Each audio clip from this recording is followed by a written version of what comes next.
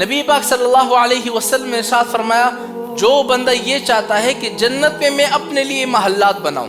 آج کل آپ اپنا گھر بناؤ گے نا تو لاکھوں روپے کا خرچہ آتا ہے، 30 لاکھ 50 لاکھ کروڑ روپے 2 کروڑ روپے. بلڈنگ بنانا چاہو، محلات بنانا چاہتے ہو 1 ارب روپے، اتنا خرچہ آتا ہے. لیکن حضور نے فرمایا کہ جس جنت میں تم داخل ہونا چاہو گے، کیا تم یہ نہیں چاہتے کہ وہاں پر تمہارے محلات ہو، بڑے بڑے محلات ہو؟ حضور نے فرمایا صرف ایک چھوٹا سا کام کر لو دنیا میں، جتنی دفعہ وہ کام کرو گے اتنے محلات جنت میں تمہارے لیے زیادہ ہوں گے. آپ نے اس کو ایک دفعہ پڑھا، جنت میں ایک محل تمہارے لیے تیار ہو گیا، شاندار محل، سونے کا بنا ہوا محل.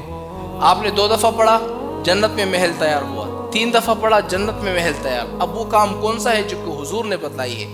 حضور نے فرمایا جو بندہ صرف 10 دفعہ سورہ اخلاص پڑھے گا. سورہ اخلاص کتنی آسان ہے، قل هو اللہ احد اللہ الصمد لم یلد ولم یولد ولم یکن لہ کفوا احد. جو بندہ 10 مرتبہ پڑھے گا جنت میں ایک محل اس کے لیے تیار ہو گیا. 20 دفعہ پڑھے گا 2 محلات اس کے لیے تیار. 3 دفعہ پڑھے گا 3 محلات تیار. 40 دفعہ پڑھے گا 4 محلات. 50 دفعہ پڑھے گا 5 محلات اس کے لیے تیار. جتنی زیادہ مرتبہ پڑھے گا اس کے لیے جنت میں اتنے ہی محلات بنا دیے جائیں گے. جو بندہ چاہتا ہے یار جنت میں ہمارے بھی محل ہو، سورہ اخلاص پڑھتے جاؤ.